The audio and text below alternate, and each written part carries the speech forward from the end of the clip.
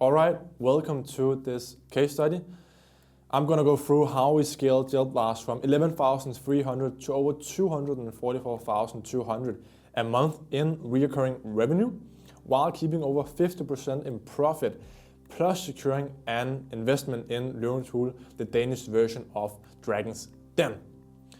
So Gelblast has also been seen in DR, Danish media, TV2, and Dragon's Den, or Løvens Hule as it's called here in Denmark. So yeah, I'm really excited about this case study. There's going to be tons of value, exactly how we scaled Gelblast, and all of the secrets behind our success. So if you haven't met me yet, my name is Gustav Wallstedt, and I'm the owner and founder of Coad, where we specialize in helping some of the leading brands worldwide scale online. So let's just jump ahead and get started.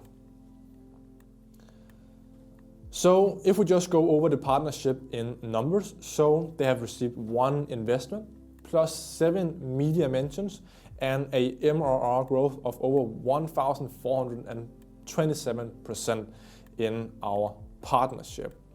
So yeah, it has been a really exciting case for us specifically, and also hopefully for Gelblast. So we actually scaled them from Denmark to now also being present in Germany. So the strategic thoughts about this scale to Germany, I'll speak more about that later. Perhaps we'll make a part 2 of this case study in terms of how we are going about scaling to Germany. But let's not jump into that too much right now. Let's focus on how we achieve these results in Denmark. So if we just go over the timeline, right? So in 2023, we started the collaborationship with Gelblast in July 2023. In November 2023, we actually hit one of our major goals, which was to hit actually over $500,000 a month, which was achieved in that month. This is in Danish crowns, so obviously we have far surpassed this since then. So that would equivalent to about like $80,000–$90,000 in a single month, which was it was a really good start. But we have achieved way higher numbers since then. What we also did was that we actually launched new products. So Oswald, the founder of Gelblast, he launched a lot of new products and so on, which we were also contributing to this success, obviously. 2024, they were seen in Børsen and Jyllands Posten, which is 2 of the biggest media in Denmark. We had 2 of our best months in 2024 at that time. This is obviously right now, last year. And we have had some really good months in 2024. And this is also when Oswald actually participated in Dragon's Den, Løvens Hule, where he got the investment. So in 2025, soon it will be launched. It will be launched when this case study is out in terms of Dragon's Den and Løvens Hule. And we also scaled them to Germany here in 2025. So they are featured, as I mentioned, in some of the most prestigious and trusted news media here in Denmark specifically. DR, the biggest Danish media, TV2, Børsen, Jyllands Posten, BT, Ekstra Bladet, among just some of the media mentions that they have achieved. And obviously, as I mentioned a few times already, they got an investment in the Danish TV show Løvens Hule, Dragon's Den, which is arguably one of the biggest TV shows in the entirety of Denmark, right? So 10–15% of the Danish population is actually watching when Løvens Hule is rolling live on the biggest channels here in Denmark. So this is a really big deal, it's really incredible that we have been able to get them in Løvens Hule. Obviously, we won't take credit for that. Obviously, it was Oswald's primarily his participation that got this investment, of course. But we've been behind scaling and creating these results. So what is Gelblast, you might be wondering? So it's a fun game. It's a fake gun that shoots with gel balls made of water, as you can see here in the video. No mess, no cleanup. So it is sort of like a fake gun, right? And you have these gel balls that actually swell up, and that also makes it really fun for the users of this. So who is this case study for? The case study is for you if you are a CEO, CMO, or marketing responsible in an e-commerce business and is doing anywhere from $30,000 per month to over $3 million dollars per month. And you might recognize this situation if you're struggling to scale reliably, profitably, and quickly. We've been there, we have the solutions you need, and we understand the challenges of scaling while maintaining profitability and stability. It's so hard today, and a lot of brands, they are really having trouble keeping the profitability. And yeah, we'll get into that later on in this case study, why that is. But why should you listen to Coad is the big question. So Coad is a leading e-commerce growth partner.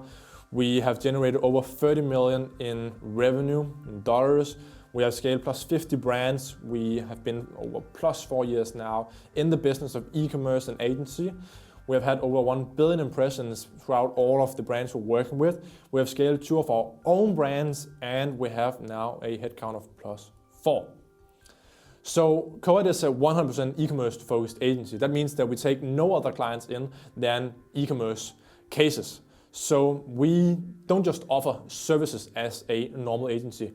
We are a complete growth partner. And I know this is a very misused term and also a remote CEO or an external CMO, right? But I truly believe that's what Coad is. So we handle the acquisition of customers, we handle the retention of customers, and we also handle the strategy behind scaling these brands. So since we are a complete growth partner, we literally help with every aspect of your business, right? So whether that's negotiating third-party tracking softwares, or negotiating 3PLs, or handling credit card fees and so on. And even new products, like what products would be nice to launch and how to do it, we are behind it all. So you might ask then, Gustav, why shouldn't I just hire a specialist agency for each channel? There are mainly 4 reasons why you shouldn't hire a specialist for each channel. So the first being that they have to be performance focused, right? In terms of your holistic business, not just on a single channel. That doesn't really mean that much, right? It's very easy to cherry pick good numbers when you're only looking at like Meta or Google and so on. But often when we look at cases, right, when they have specialty agencies, we can see the bottom line is very bad, right? But each agency on each channel is sort of portraying good numbers on their channels, right? Of course, they have an incentive for doing so. So that would be one being, like, we take full responsibility, look at the profit daily, if not weekly, right? Then also the second point being the full funnel strategy. So today, growing an e-commerce business is not just having a nice media buy or having some good Google ads, right? You need full circle strategies that span throughout the entire funnel of all of your channels and actually achieving this omnipresence in terms of when you're running offers, how you're communicating effectively and so on. So that makes it much more difficult if you have a specialist agency, right? Of course, it is possible, but we've just seen time and time again, it is really, really possible. Really, really difficult to do so. The third part being accountability, right? As I was just speaking about before, right, it's very easy to point fingers, which agency is this the one putting this down, right? Who is in fault for these lacking results, or who is actually like in charge of actually generating the good results? It can be very hard to determine, right? So we take full responsibility when we're working with partners, right? So there's no finger pointing, or we don't have any incentive to say Google is doing better than it actually is, right?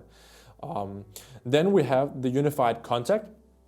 So instead of just having a lot of Slack channels, it can become quite confusing having all of these different touch points and different ways of working with an agency. You just have one contact, which would be then your one agency. So we are also partners with the big e-commerce platforms in the world, like Meta. We are Meta Business partners, Google Ads partners, Klaviyo partners, and Shopify partners as well. So we'll help some of the leading e-commerce brands grow and break into new markets, overcoming their toughest challenges. Some of them being Dr. Angerstjerne, which is the fastest growing skincare brand in Europe. We are helping them full funnel with acquisition, retention, strategy. Same thing with Vinny's. They are creating loafers, which are worn by Justin Bieber and many other high-tier celebs. We are also behind the entire case here. And the same with Unlimited Copenhagen, we are handling their acquisition. It's one of the biggest sneaker shops here in Denmark. And this is just a few to mention here. Dr. Angerstjerne, Dr. Stine, Martinus, Vinny's, Gelblast, Park Styling, Callisto, Go Yogi, Marina Miracle, Fisto Care, Sunster. These are all brands that we've been behind or are behind currently. And yeah, this is just to name a few. What also makes us really special as an agency is that we have created and scaled our own cases to over 600,000 plus in annual recurring revenue in only 4 months' time. So yeah, in 4 months' time, we have actually scaled our own cases, which we are owning, to plus 600,000 annual recurring revenue. And these keep growing every single month. So we are actually not just preaching about what we do, we are actually implementing all of these things ourselves. And yeah, in this case study, I'm going to show you everything and how we are scaling e-commerce so much month after month, time and time again. It's not just luck. There is a system for unlocking this exponential growth for e-commerce businesses. So our approach is action-oriented and firmly grounded in proven marketing principles. So it's shaped by insights from more than 100 books and hundreds of hours of podcast learnings and so on. We are constantly seeking new knowledge when we are working and when we're in our free times, right?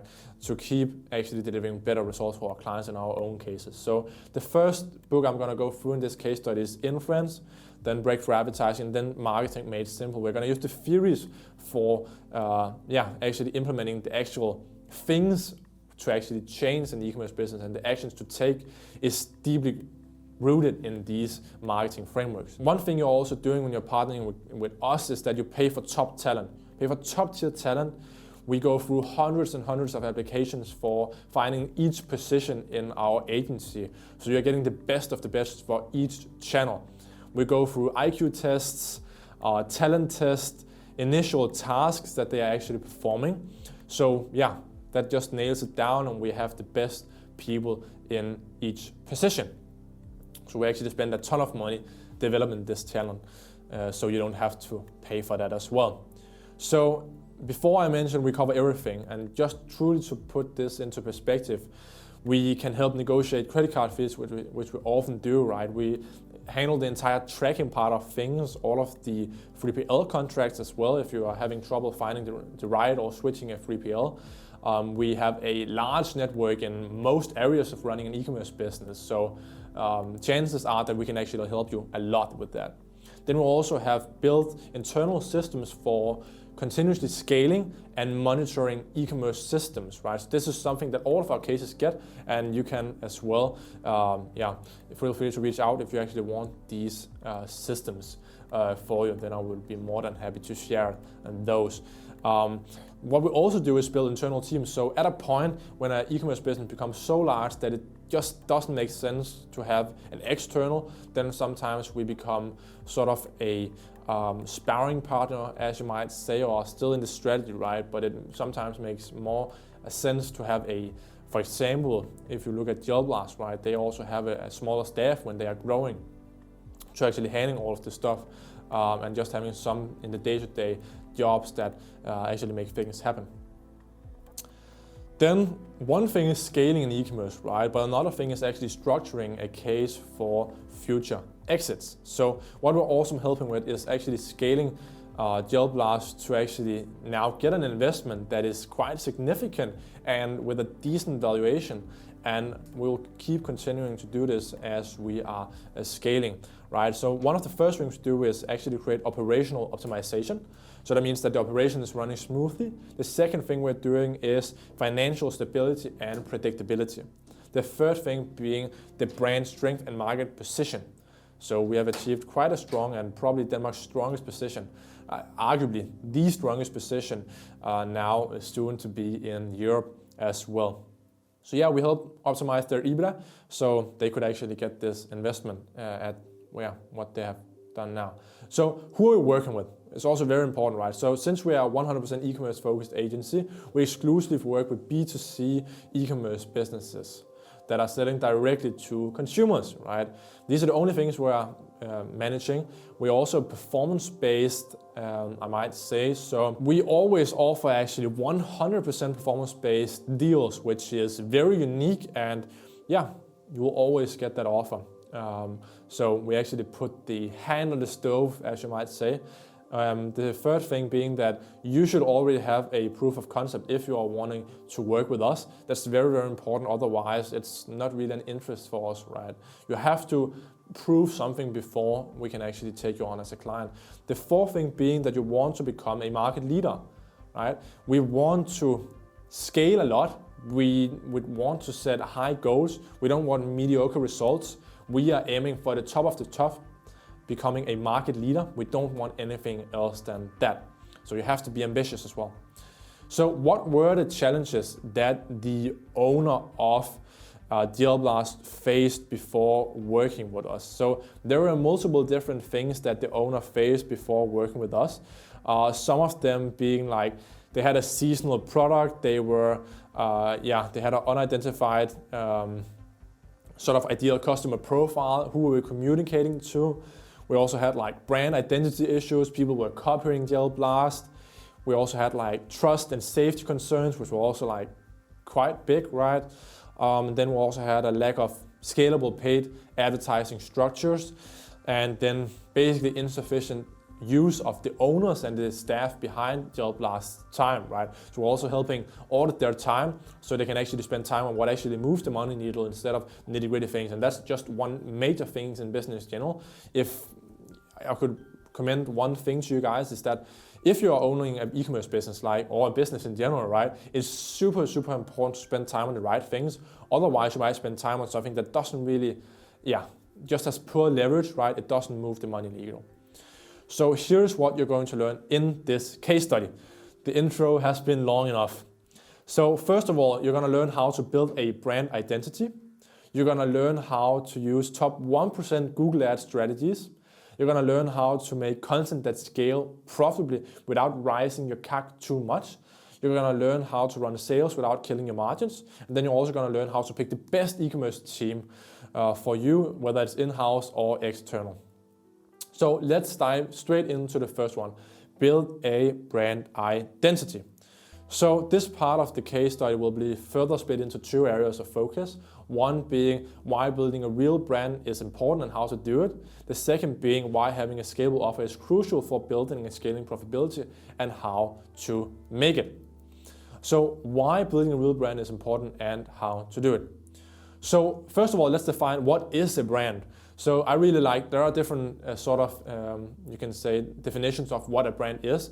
We really like in Coad the definition, a brand is a person's gut feeling about a product or service or a company, right? So it's sort of what the people or the customer is feeling in their gut when you say like Gelblast, what is it that they are feeling about this company, right? And these are influenced by a whole plateau of things, right? Your ads, your emails, your media mentions, all of the interactions that have with your brand, and also things like, for example, what your friends have talked about or what your family has said about the brand and so on, how it looks, a million different things that could be the case. And in any time of this case study you want to skip ahead, then you can always feel free to just use the timeline below. I forgot to say that in the intro. But if you feel like you want to look at now the Google Ads strategy, you can just feel free to skip ahead. But I would say we have so much gold in between, so stick around. It will be great. So why build a brand, you might ask? So building a trust and loyalty with the ICP is just a major one. It's much easier when you have a brand to build the trust and loyalty with your ideal customer profiles. The second thing is standing out from the competition. So obviously, as I mentioned before, Gelblast really had a problem with standing out from the competition. So they had a lot of different copies, right? People copying their brand and so on. So it makes, if they really didn't have a brand before, right? So it was just like, people didn't really know what Gelblast was. They had one major competitor who was called almost the exact same name, right? So this just makes it really difficult. And a brand helps with actually being unique and standing out to the customers. They can actually remember you, right? So the third being attracting investment and partnerships. So this is also much easier, right? People tend to have a higher valuation for a brand, and you can actually achieve a greater investment in terms of the percentage and the money for that investment if you actually have a real brand. The fourth thing being establishing a strong market presence. And this goes hand in hand with people actually being able to remember you. Super important, right? So in general, if I were to sum up, increasing the number of customers boosting their purchase value, and encouraging repeat purchases, all without increasing ad spend. Why Gelblast needed a better brand? So, as I mentioned before, they were being coveted by competitors. Our ICP, primarily parents buying products for their kids. Before, it was sort of more aimed towards the kids. That was sort of the initial strategy before us. We tried to aim it at kids, right? But kids don't really have a buying power, so that was the wrong way of going about this brand. And also, these strategic thoughts is something that we really spend a lot of time doing. Then the third thing was people were thinking it was just a dropshipping product. This was also huge. The products can look dropshipping-ish, right? Of course, this is nowhere near dropshipping, right? It's all certified and being sent from a warehouse in Denmark. But yeah, that is also why you need to build a brand, right? Because if you increase the brand value and sort of the brand identity, people don't really tend to think it's a dropshipping product. You can see that on the website. So this was our process for building a new brand identity as well as the website. As you can see here, first of all, we started with the discovery and strategy. Then we got to the content and structure. And then we got to designing in Figma. Here you can see the Figma design. We're sort of very much in between with our different web designers and so on in the Figma design, adding notes and stuff, so we actually ensure that the product is, it's becoming a nice website. Then we have the development, of course, and then we have the testing and feedback. And then we have the launch and optimization. One thing I would also just say here is that in terms of the development, right, we will go also about like SEO optimization.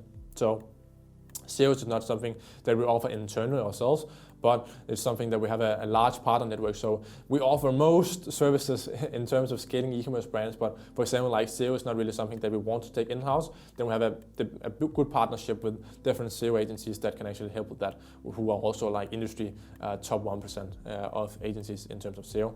And also in the testing and feedback, right?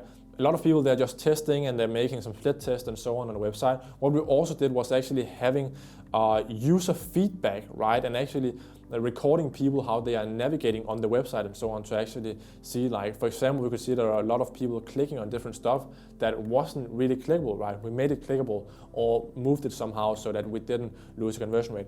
And then we, of course, did the soft launch and so on, and then we did the full launch. You should always, when you're launching, right, split test up towards the old theme, right? Sometimes there's just something you have overlooked, right? And then your conversion rate before might be even higher than your new website. And I see a lot of businesses doing this wrongly. They're just switching immediately, thinking, oh, the design is so much better. Sometimes it's not only the design and the looks of it. It can be like different framings or like a section that you removed that you previously thought looked ugly, but it was actually high converting, right? So in general, you should be testing every single bit on the website. So we ran some A/B split tests there as well. So what was the result of all of this? Of course, it was a lot of work to make a completely new brand identity and scale this out and it's like launching these new websites. So the result was incredible, to say the least. I've never seen anything like this. So as you can see here on the screen, it's quite small, right? But they were like having a conversion rate before that was super, super low, right? And you can see it was like between 0 and 1%, like it was like at a 0.5%. Afterwards, as you can see here, we actually scaled the conversion rate up to over 3% and actually hitting 4%, which is that completely insane transformation, right? How many percent is that increase? It's insane. So this just means that, they had results results. So they were actually going from 1.9 to 4% in conversion rate before. Afterwards, they had a conversion rate of 3.65%, and this wasn't just because we made a new offer or so on. This was purely the website changes. So the rev increase was 288% increase without spending more on ads, right? So this is really important. Of course, we had the same AOV-ish. We also did some changes afterwards in terms of scaling the AOV. So the second part of this, why having a scalable offer is crucial for building in scalable profitability and how to make it. Yeah, so this is really, really important. Alex Hormozi is the GOAT in marketing overall, I would say, or maybe the GOAT is breakthrough advertising by Eugene Schwartz, but anyways, let's not have that discussion here. So if I just were to explain this really quickly, right? We have up here, we have we want these two to be as high as possible, and we want these two to be as low as possible. So we have the dream outcome, which is basically, you can understand that probably without me being able to specify, but the dream outcome being in this case, probably like we want to have kids having fun and so on. Then we have the perceived likelihood of achievement, which is how likely are they to actually achieve what the dream outcome is. Then we have the time delay, which we want to be as low as possible.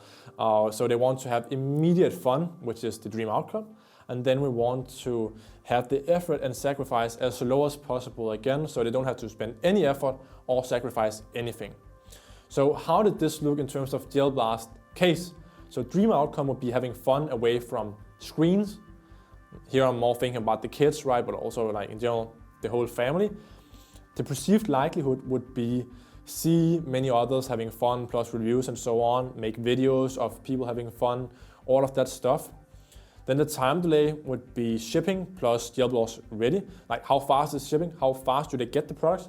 And we have these gel balls, right? If you remember, they have to be put in water and then they swell up. So that takes like an hour or so. So yeah, but of course in this case, this is a part of the game, right? It's a part of the fun, and a part of why this case is and the product is really good is because it's kind of fun watching these gel balls, which they're called, grow and something like that. And then we also have the effort and sacrifice. That would be want to play plus clean up mess. So who even wants to play? Like that would probably be like the effort. Like if nobody wanted to play with you, it would be kind of boring, I believe. And then we have the clean up mess, and obviously there are no mess here, right? And this is one of the major pain points that we were able to fix. Because if you know, like soft guns and so on, which shoot with small plastic balls, you have to clean those up, right?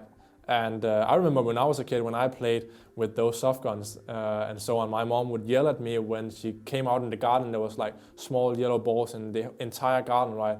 And our neighbor's dog would eat them, and it would be a total nightmare, right?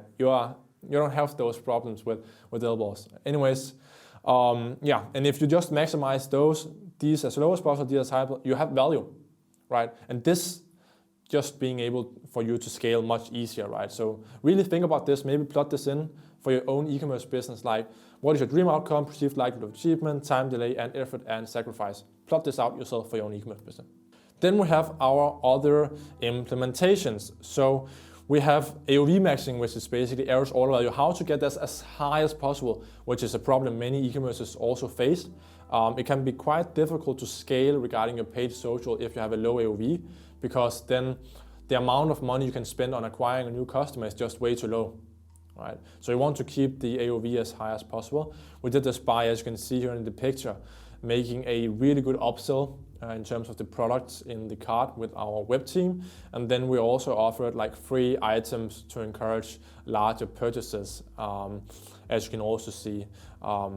Yeah, and then we also had like an upsell, which is hard to see in this card draw right now, but this helped tremendously. Then we also had bundling, which is also super important, and also a strategic choice we took for Gelblast, which is actually, instead of they were selling like masks to cover the faces up, right? This is really important to not get them in their eyes, right?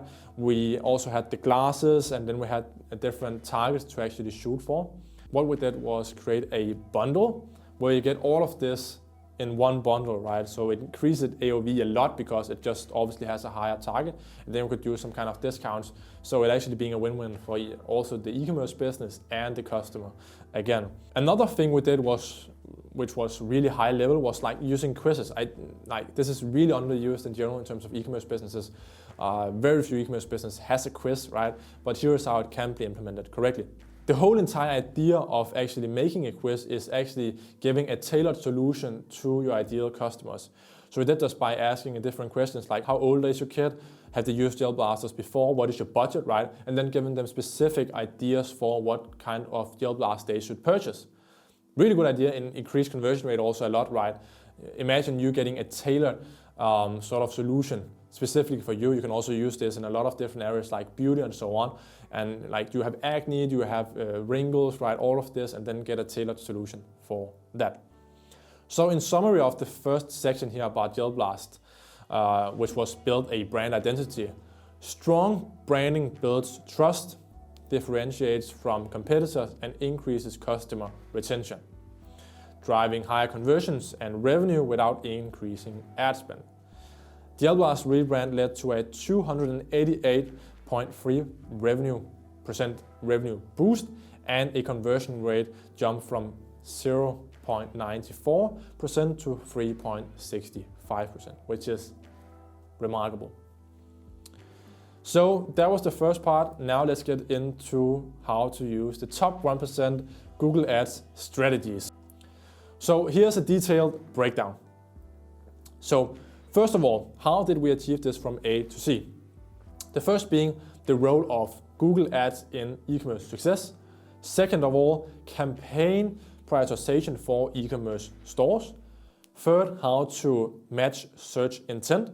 Fourth being feed optimizations. Fifth being tracking setup plus profit optimization, how to use scripts, how to use and why to use a CSS partner, and what are the next steps for Gelblast in terms of our Google advertising. So the role of Google Ads in e-commerce success. So a scalable Google Ads setup is crucial for e-commerce brands to acquire new customers in the middle of funnel and the bottom of funnel, driving profitability primarily. Of course, it can also be used as a top of funnel channel to actually push out different medias in terms of like display campaigns and so on, but primarily it's still a middle of funnel to bottom of funnel channel. So first of all, warm audiences, right? Google Ads is really great to hit the warm audiences, which have already sort of encountered the product. Also, it's very good to have as a part of your omnipresence, right? So that everywhere you go, you see Gelblast as a brand. And then it's pay-per-click, which is significantly different from, as you know, from paid social channels, right? Where you actually pay per impression. So what were the goals for initiating Google Ads for Gelblast? So we mainly had two goals, right? We have the starting goals and then we have the scaling goals. So the starting goals being launching a completely new acquisition channel and bringing in profit from day one. Then the second being build an effective setup. We can easily move forward and scale. And then the second being scalable goals. So we focus on driving high profitability from our ad spend, improving tracking foundation, and further optimize our feed. So campaign prioritization for e-commerce businesses. So while Google's algorithm is like immensely powerful, right, we still want to sort of have the best setup and so on. There's small things you can tweak, although running like shopping and performance max was the primary ones that we are using. So in general, we use for most brands like 60 to 70% of our total Google budget for the shopping and or performance max campaigns. But of course, also like the search campaigns is really important as well. So it's important to set up, but yeah. But also, of course, you need to set up your brand search so that people are not just bidding on your own brand name and such, but you should have that in a separate campaign as well, or you should separate that in your setup so that you can actually look at the results and not be screwed regarding that people are just clicking your brand search campaign as well. And then the display ads, of course, is more top of funnel, used for retargeting purchases primarily, but it can also be used for more top of funnel campaigns as well. Right, so if we just go a step further here and how to match search intent. So matching search intent on the ads is really critical element for the Google Ads in general, but most advertisers actually fail of doing so, even though it is like immensely powerful to do so. So one being the search edge. So Google has their own quality score, as you might know, where they're ranking like from 1 to 10 impact ranking and also your CPC. Of course, this rating impacts your ranking and your CPC in Google. And then you want to improve the quality score by optimizing landing pages and actually targeted keywords so that people are actually getting what they're searching for. That's basically what this is about, right? So if you are searching about Gelblast and you're selling shoes and you pop up, right, of course that's not matching search intent, if I were to give an extreme example. So the second being shopping ads. So this is where most people fail, and it is super, super important to actually have proper shopping ads as well. So Google as well here use like an internal quality score system, which you can't see, but it is hidden. It's like a bit of a black box. So what you should do specifically is working with feed optimizations to improve these scores. So if I was to dive a bit deeper in terms of the feed optimizations, we have dedicated countless of hours ensuring that our product feeds for Gelblast is fully optimized by maximizing as many attributes as possible as we can fit into the different segments and the titles as well. So here are the most important ones to focus on. So we have the critical attributes, which is like GTIN, MPN, we have the title, description, sale price, Google product category, product type. Then we have the more specific attributes for certain categories, which is gender, color, material, size plus size system. Imagine you're selling like shoes, of course you want to have the size in your shopping feed as well. And then also how to structure the title is actually also very important. And you can see down here data feed watch, which we would recommend using for how to structure the titles per sector. So apparel, right? We have some different cheat codes on how to, or like we can say like guidelines in terms of how you structure that. You can feel free to pause and look closer on those if you would like. So feed optimization. So in terms of how actually going about doing these changes, we would recommend using Data Feed Watch, which is one of the best apps you can use. And then like there's multi-feeds for Shopify, which is a bit cheaper. Yeah, so in general, we recommend using a feed tool like Data Feed Watch or an app like multi-feeds for Shopify, especially for stores with larger number of SKUs. You want to have a bit more handling there as well. So how is the tracking set up plus the profit optimization? Because this is also super important. So if we start by the tracking uplift, right? So what we did was we actually tested our different tracking method for Gelblast. We tested GTM, and then we also tested GTM with enhanced conversions against profit metrics. And we actually saw that profit metrics, which is our way of profit maximizing and actually putting more data into Google to optimize with, is that we saw 2,075 purchases versus on the GTM, we only saw 1,640 tracked purchases. So this resulted in actually a 26.5% improvement in tracking accuracy, which means that, we actually increased our performance. We actually took our POAS, profit on ad spend, increased from 2.75 to over 3.5, enhancing our profitability. So that leads me on to the profit optimization part.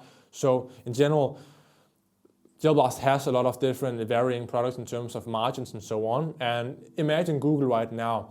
If you are not profit optimization, you're really losing out on a lot of money. So right now, Google doesn't know which product has the high margins and which product has the lower margins.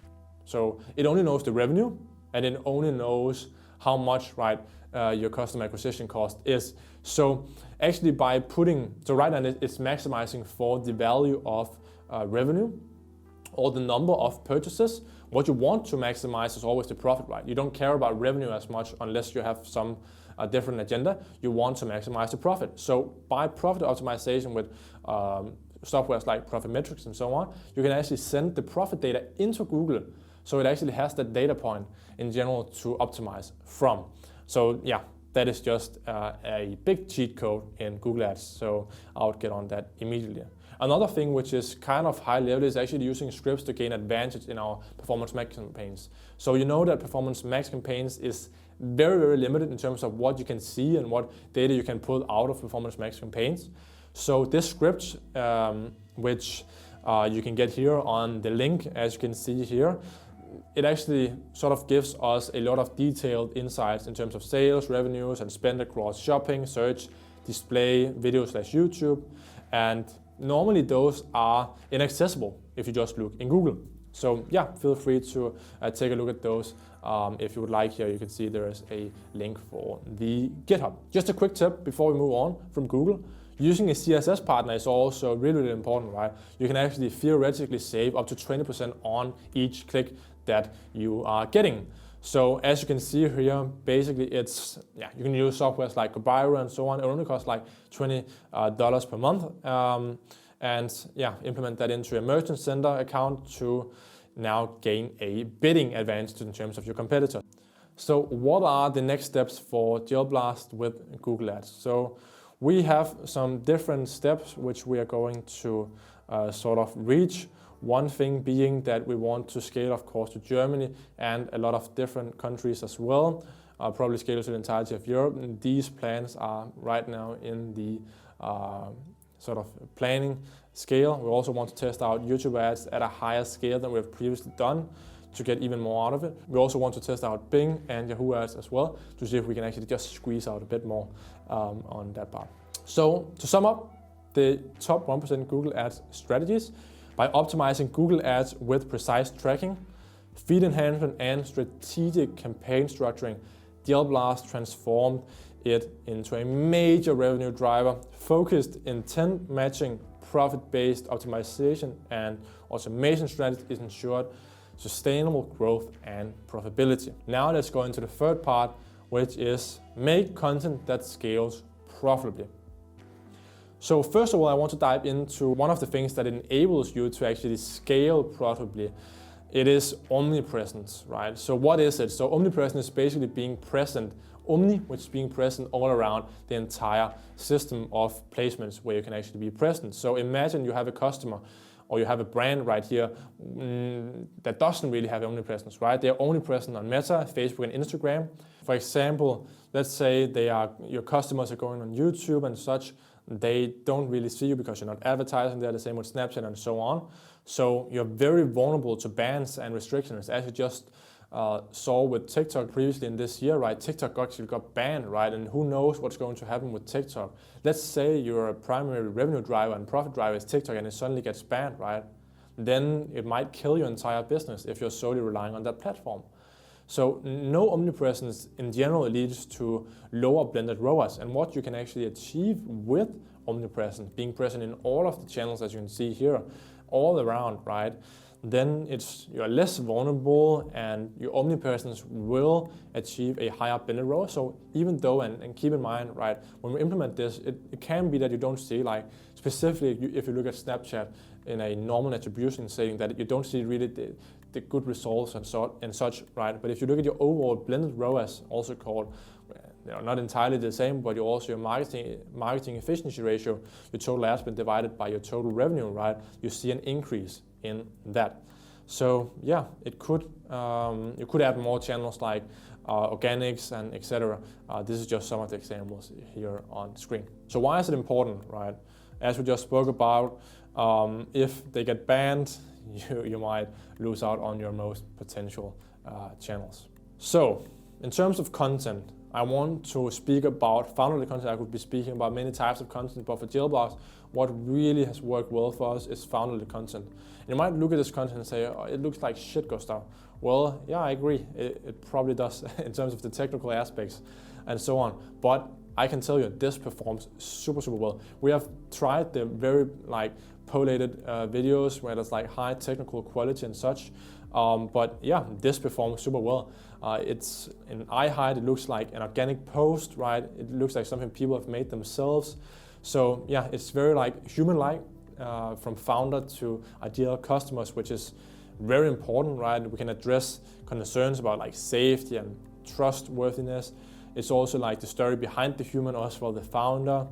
It can be kind of fun, as you can see here in the first video, right? Starting out with an insane hook, like a viral hook, organically, right? A woman kicking a bottle, and now it's flying over Oswald's head. If we take a look at the first video here in a sec. Yeah, and then he sees the bottle going past his head, right? Really insane hook rate on that video, I can tell you. What other successful concepts have we tested for Gelblast and which one are working well? So in general, I want to introduce you to the awareness funnel here.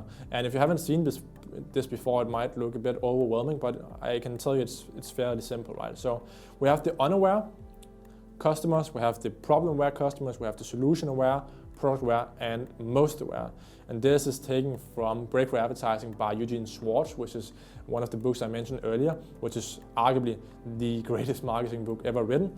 So if you haven't read that book and you're owning an e-commerce business or are in marketing in general, I highly, highly recommend you to read that book. It is insane. It's written in 19 something, right? But the marketing is basically, and how you communicate to humans is just evergreen, I would say. I have a hard time seeing that change. All right, so Yeah, it's basically about communicating effectively to the entire customer basis, right? The entire customer audience. So if we take a look at the unaware, you want to display sort of videos for the entire funnel, right? So we have some videos out here, which is people who are unaware that they even have a problem, right? So it's kids using their screen too much, not playing outside with other kids. We're actually telling them about this. Is your kid using too much screen time, right? That makes them aware of they are having a problem, right? And then when they know they have a problem, then we dwell that deeper into the audience, right? By saying like, kids are spending too much screen time, solution, provide a fun outside playhouse, and this is what we're communicating in our ads, which you can see here. And then we have the solution aware. They know that Gelblast exists. So we are focused on like kids are playing, kids are having fun, the entire family is having fun. Now they are product aware. Now we want to get them even more aware. We want them to purchase, right? So here's why you should buy from us. This is where your offers has to be like the best in the market. And then we have the most aware, and then we have to like just nail it down by a discount or a few in stock sale or something like that, which you can see here, right? And this is just Oswald yelling that he has a, he has an offer, right, and you have to buy right now, sort of commanding the customers. Work actually quite well. So one of the major things that we spoke about earlier was that Gelblast was really like a summer-only product, so we actually helped by making this a year-round product. We did this by, first of all, making videos where people are using it indoors, right? So they can actually do that in the winter, they can just play indoors, right? What we also did was actually that it was just used to play outside in the winter. So we had kids running around and yeah, basically using that. We're not using these ads anymore. These are not live, but we had families that were running outside in their winter coats, right? Sort of shooting these guns. Also, one thing that I would say we are quite ahead in is utilizing AI in e-commerce in general. So for each brand that we are using a custom ChatGPT we're making for the brand. So we have a custom ChatGPT only for Gelblast, right? So they are an expert in Gelblast.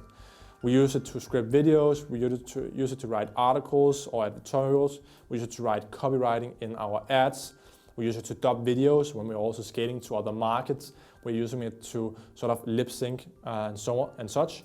We're also using it to create high converting websites in different very advanced strategies in terms of our conversion rate optimization, which I won't get into too deep right now.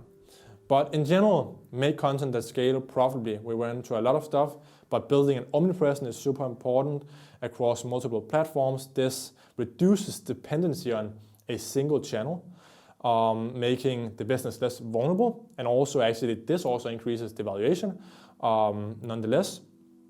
But yeah, this approach just increases the blended ROAS by ensuring consistent visibility, trust, and engagement while leveraging organic and paid strategies for sustainable growth, and of course also scripting the content for each awareness stage in the funnel. All right, let's go to the fourth part of this case study. So run sales without killing your margins. What is the successful sales formula? This is basically outlined right here. We have the offer creation, which we have already touched upon very quickly. We have the how to create high-performing sales content, and then we also have the technical ad setup for the sales campaigns. We have the email marketing in terms of the sale, the lead ads before the sale, and also the website changes. So let's go into the offer creation very quickly. We already have touched upon Moses' offer creation, so I won't really touch on that too much right now. But I really want to drive this point home, right? What is the difference between a bad and a good sale? This is tremendous, right? A scalable offer are essential for building a profitable store, and especially during sales period. So if you might have a bad sale, it would be like a 6 out of 10 sale, then you will have a very small bag of cash you can actually bring home. If you have a 10 out of 10 sale and a 10 out of 10 offer, right, you would have a very big bag of money to bring home and actually scale with, right? So strong offers are crucial for success. It's basically one of the most important things, having a good offer. So the product, the offer, and your paid content is arguably the most important things in your business. And then we also, as we touched upon earlier, you already understand Alexomos's value equation. If not, go back and re-watch that. Super, super important, right? So again, keep this in mind when you're actually structuring your sale and figuring out what type of offer you want to run, right? These are just how you create the best offer.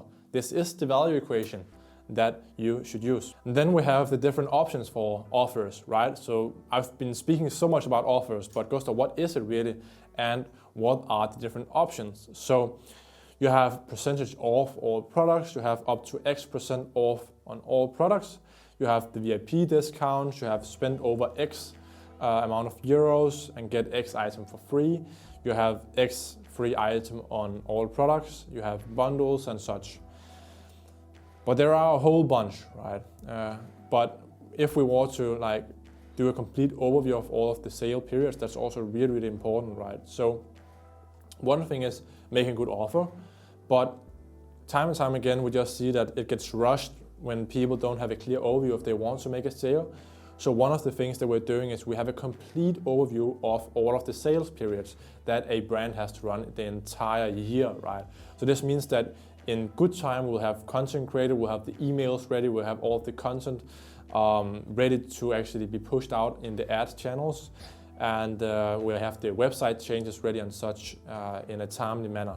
So we have actually created a complete system or a cheat sheet for offers. So if you want access to all of the different offers you can run, all of the different types of offers, we have the percentage-based offers, you have the X% off a product, you have the gift offers and such. We have a complete cheat sheet in Sheets, in Google Sheets, which we can send over to you.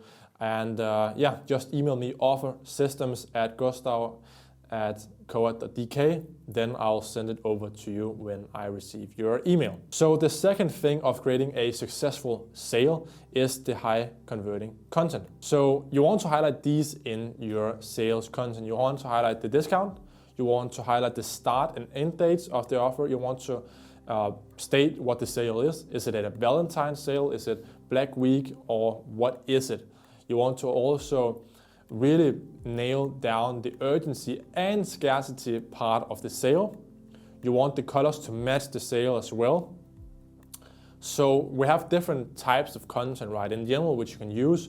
This is what works for sales, right? You want the custom catalogs, you want stills and images, you want edits of previously best performing content, you want founder and pro content, you want UGC and influencer content. So here is a good example for another client where we actually are reusing one of the best performing videos where we put on a text with Black Week save 20%. So this is not an ad that has been made for the sole purpose of Black Week, right? It's just a best performing video which we have now put on text for this specific sale. So you can reuse your best videos, no need to turn them off. And you have the UGC content here, right? As you can see, this is a guy just running out Black Week, right? And you also have the founder content with Oswald here, actually walking just in the storage, speaking about the codes and what their offer is actually entailing, which again creates trust.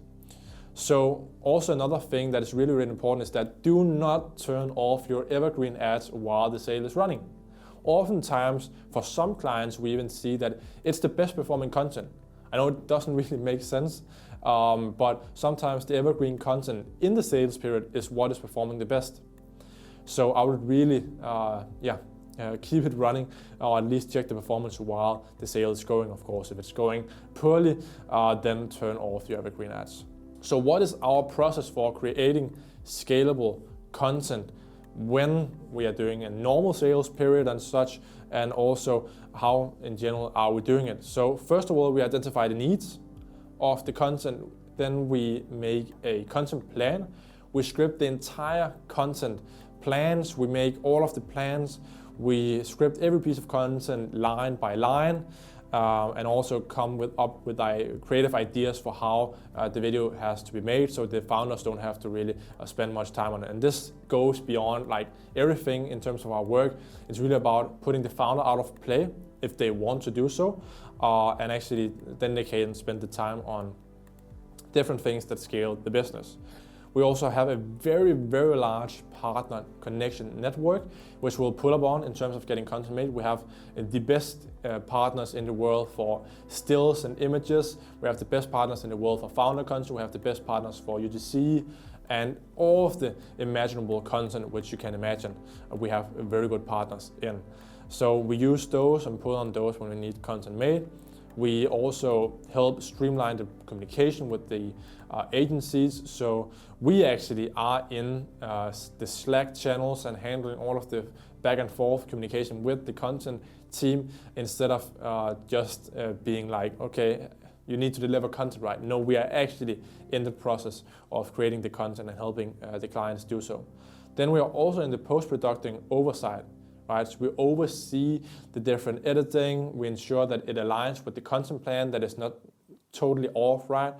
So the client also can save some time there as well. So what is the ad setup for running these sales? So just very briefly, right? We want to either create a new campaign or a new ad set in your existing campaigns to include all re-edited or new ads for the sale period. Right, so you want to gather all of the specific content for the sales period in one batch. And you want to actually display this out in 3 different ad sets normally if you're running a new campaign. If it's a bigger sale, I would probably recommend, it's very good to consolidate most times, but sometimes I would recommend just doing a completely new campaign. And then I would do, so you hit all of the different targets and all the different groups. I would do a retargeting ad set, I would do a interest-based ad set, and then I would do a broad ad set as well, where you put the same ads in, and then you can turn off, let's say the broad one doesn't really perform, then you can turn that off in the sale. And then I would also highly recommend you use feeder. This is just a cheat code for maximizing your ROAS and POAS in the sales if you're spending a lot of money on feeder, if you're spending a lot of money on catalog sales in general.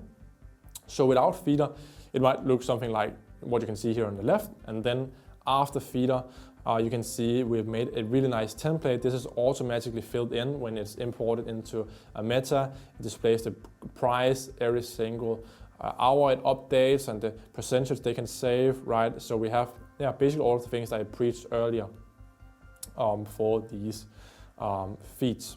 So another really high level thing that you might consider doing when you're running these sales is actually making a VIP sale or a pre-sale for the sale you're going to run. So how this works is that you are actually going to create a dedicated email list, running lead ads to that email list and increasing that email list as much as possible. You can even run lead ads to actually gather a huge list of people who actually signed up for the launch of this sale. This creates a lot of urgency and scarcity when you're actually sending out both emails and such. So of course you want to schedule emails when the sale goes live for these. What you also want to do, and this is the high level thing, you actually take that entire list and you upload that to Meta, right? So now you have a custom audience, which is all of the ones who actually want to receive the VIP sale or have signed up, right? Then you run specific ads to that list, and then let the results speak for themselves. This is like super valuable by doing so, because then you want to tailor the content specifically for the VIP ones. So what does the ad setup look like in Google Ads? Of course, you want to do some stuff regarding the search ads. I would create a copy of all of your active ads and all of the different sales specific elements. Then also I would add like 4 to 5 headlines in your search ads, which is heavily focused on the actual discounts. I would also, in terms of your shopping ads, make sure that the price is actually updated and showing the discounted price if Google scans that. Also in terms of the keywords, revisit that, see if you can actually put some different things there as well. In terms of extensions, I would also add like a promotion extension to highlight your sale in your Google Ads, and also you have to in general like adjust your ad spend and your seasonal bid strategies in terms of when you're running a sale. For example, if you're running a big sale like Black Friday, you want to like adjust that accordingly to do so, right? In terms of your email marketing and your sales periods, it's one of the cheapest marketing channels overall in general. and specifically also for sales. So what you want to do is have a large list of emails scheduled to send out, a large number of campaign emails to send out. If you're not sending out campaign emails regularly before the sale, I'll recommend starting to do so you can actually, it's not that big of increase when you're actually starting the sale. So as you can see here, this is what it looked like last year for a lot of our clients in terms of how many emails they were actually sending out. We had clients sending out like 50 emails. Of course, they were more on the spammy side, whereas at clients sending way less, but it's about structuring every week all of the emails that has to be sent out and also structuring that so it's not just the same emails, right? It has to be tailored to the different people who are actually on the list as well. So the second to last thing is lead ads. So how to actually get people to sign up. So for major sales like Black Week, we would run up to 2 to 4 and even sometimes 6 weeks before the sale is live, we would begin to say to people that they can get on the VIP list or they should subscribe to actually get first access to the sale, right? So the offer would look something like enter to win X product and get exclusive early access to X discount, specifically mention the sale here, and also leverage that you get access before the sale runs out of products or before you get access before everyone else. That is just some ideas for you to keep in mind when doing that. And then it has to be very easy in general when you're running sales, right? It has to be very easily decoded what the sort of idea with the content is. Very big bold text with, is it a sale? What can you win? Like, it shouldn't be hard to guess what the sale is. So the last thing is the website changes for a successful sale. So making website changes for the sale is a very cost-effective and reliable way to boost conversion rates and profit. I see way too many e-commerce stores, they run a sale, but they don't really do any changes on the website, and that is a huge mistake. In general, you want to have congruence in your entire funnel. If you're advertising with a sale in your meta ads and your Google ads, and people land on a page where there isn't really clearly stated that there is a sale, then you will lose out on a lot of customers. People will bounce, they will be confused. The same thing goes for, generally speaking, every single e-commerce business, right? Even though if you're not running a sale, you want to have congruency. If you're advertising about one angle and they land on a website and there's completely new angles, right? Doesn't really make sense. You have to have congruency. So what did we actually do, right? As you can see here, this is our Figma file with our web agency, which has made a lot of different changes to the website. We have included a lot of black things that you can see here because it was Black Week. Might be hard to see, but there is a lot going on. We created a completely new front banner. We also changed the collection page. We have different things on the product page as well. But the most important thing, as it is in business, is to focus on the most important things, right, and spend time on that. And in terms of the web page, it's product page, collection page, then cart, and then home page. So you want to start with the product page because that is the most important. So we have a complete SOP, as you can see, scrolling down here to the right, for actually structuring sales. This is basically just a cheat code with every single piece of change that you can make on your website and which ones we recommend you to run. So it's things like showcasing clearly on a website how much that is saving, what is the percentage, what is the sale, create urgency, create scarcity, and so on. We have a list with probably over 100 points which our clients get in terms of improving it. That's also why all of our clients last Black Week beat all of the records. There weren't really any clients that didn't break their revenue records. So to sum up, run sales without killing your margins. The way you do this is by having a strong offer, because that is the foundation of any high-performing sale, supported by optimized content, ad setup, email marketing, and strategic website changes. You have to prioritize urgency, exclusivity, and a well-structured funnel, because that ensures higher conversions, increased AOV, and a long-term profitability. And now to the last part of this case study, which is super, super important. It's how to pick the best e-commerce team. You won't miss this. So how to pick the best e-commerce team? Well, choosing the right partner is very crucial for success in any business venture, especially for your marketing efforts. So as this is the primary revenue driver, the marketing in general, a good partnership will not only provide profits from marketing, but also valuable resources, expertise, and support that drive growth and innovation. On the opposite side, picking a bad partnership can significantly hinder your business growth. So be very, very be very, very careful who you choose as your business partners in general. I can tell you that.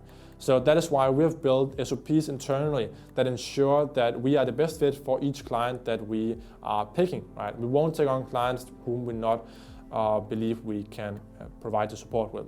But here are some pointers what you should be doing when you're picking a good partnership. So you want to have a growing expertise. So the partner you're picking should have a growing expertise. They should constantly be driving more knowledge and gathering information. They should also be problem solving. They should be communicating transparently without any barriers, right? No mixed incentives and such. And yeah, you should be communicating almost daily with your partners. That's what we do by most of our partners.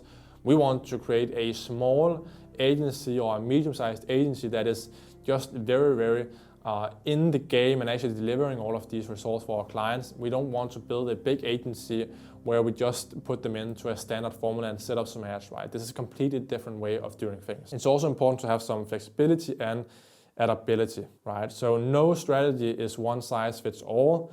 The ability to pivot quickly and change things and actually spend more time and not have fixed hourly times is also one thing that will ultimately push your business forward a lot more. You also would like a shared ownership of goals because incentives in business are everything, right? So that's also why we offer performance-based deals normally, so that both have some kind of skin in the game and yeah, they actually want to do a great job. Time and focus where it matters. So in general, it's very critical having a partner who can delegate time and focus where it actually matters, right? So if you have different agencies or if you have partners that are not really able to push around in the time they're spending on the different channels, it makes it really hard to actually spend time on what matters, right? Let's say they have 2 hours on Google, 2 hours on Meta, right? But you actually need right now to just spend time on the content. Then that makes it really difficult. So to sum up, a strong partnership is built on expertise, problem solving, and a shared goals, ensuring transparency, adaptability, and performance-driven growth. The right agency should align with your vision, provide strategic insights, and drive results, while a profit can hinder success. Are you professionally involved in an e-commerce business and is currently doing anywhere from $30,000 per month to over $3 million a month in recurring revenue, and want our free take on your e-commerce business, where we go through your entire funnel from A to C? We go through your entire paid social strategy and your current ad setup. We go through your Google ads, your email and SMS, your website and branding, and give you concrete action steps to scale profitably. Then let's get in touch. So you can either sign up for an analysis of your e-commerce business here at cohort.dk/en, or you can email me or call me. So email me at gustav@cohort.dk or call me at my phone number here at the screen. And it was my true pleasure delivering and presenting this case study for you. And I really hope that this was valuable for you. I hope you will try to do this yourself and actually implement some of these changes. And let me know how it has been going afterwards. I would be more than happy to hear the results you are receiving after having implemented some of these strategies. But yeah, it was a pleasure, and hopefully I'll see you again sometime in the future. Take care. Bye.